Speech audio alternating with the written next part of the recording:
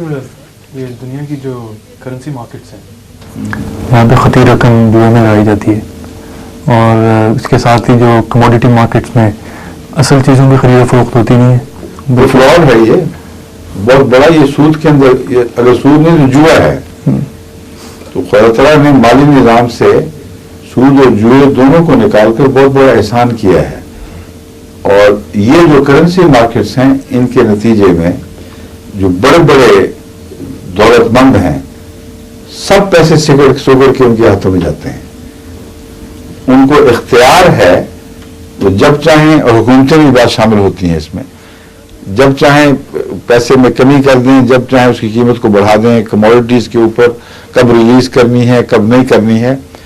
عامت الناس کو خواہ وہ ماہرین بھی ہوں ان کو پوری طرح اس کا اندازہ نہیں ہوتا، کیونکہ یہ مستقبل میں ہونے والے بعض فیصلے ہیں جو اچانک ہوتے ہیں.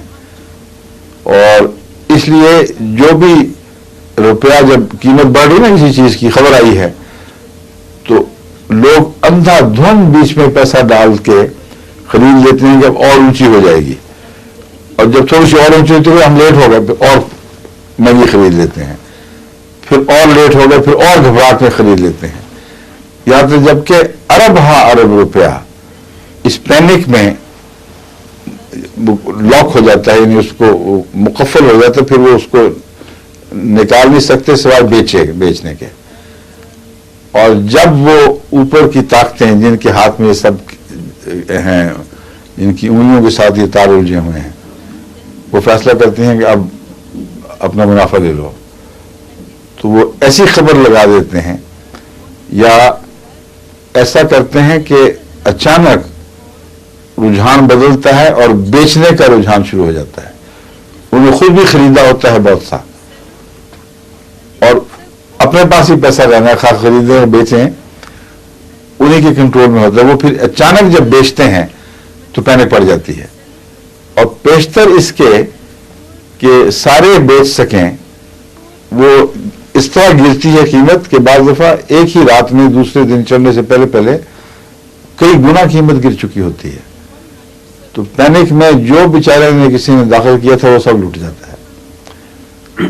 بڑے بڑے شاطر بھی ہم نے یہاں آ کے دیکھے ہیں جو اس میدان میں آتے ہیں، لیکن بیچارے سینکڑوں آدمیوں کے سارے مال غرق کر کے آپ بھی پھر وہ یہاں پہنچ جاتے. جتنی خودکشیاں منی مارکیٹ میں ہے نا یا اس ٹریڈ میں جو آپ کہہ رہے ہیں اتنی کہیں نہیں ہوتی.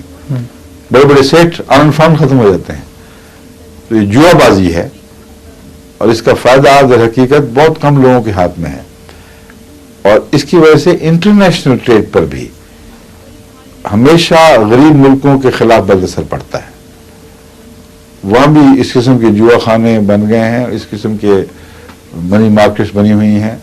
کراچی میں جو کاٹن کی ٹریڈ ہوتی ہے مجھے پتا ہے، ہم اس میں ملوث نہیں ہوتے تھے مگر اس کے حالات جانتے ہیں، کیونکہ اس میں آمنے سامنے سودا کرنے کے لیے ہمیں مجبوری تھی اس احتیاط کے ساتھ کہ وہ سودا اس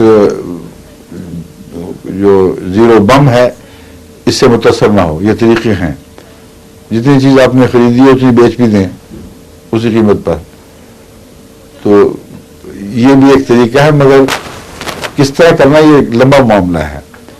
مجبوری یہ ہوتی ہے کہ آپ نے کاٹن جو بیچنی ہے وہ کھڑے ہاتھوں کوئی سوداگر نہیں آتا جو آپ سے مال اٹھا کے لے جاتا ہے. آپ کو بیچنی پڑتی ہے اسی مارکیٹ کے ذریعے. اور اس میں ہم نے یہ احتیاط برتی ہوئی تھی کہ ہمیں اس کے زیرو بم سے کوئی نقصان نہ پہنچے، وہی قیمت ملے جو اس وقت تھی. اس لیے ہم انڈیفینیٹلی نہیں بیچتے تھے. دونوں طریقے تھے نا کہ اب بیچنا ہے یا جنوری کے بھاؤ پہ بیچنا ہے. تو کھڑے پاؤں بیچنے سے مراد میری یہ تھی آمنے سامنے کے سودے سے ہم کہتے تھے کہ تم دیندار ہمیں ہوگا اس رقم کے ابھی، اس لیے ہم نے بیچی تم نے خریدی اور یہی قیمت فکس ہوگی جو اس وقت ہے. اس لیے پیسہ بعد میں بے شک ہاتھ بدلے محفوظ ہو گیا،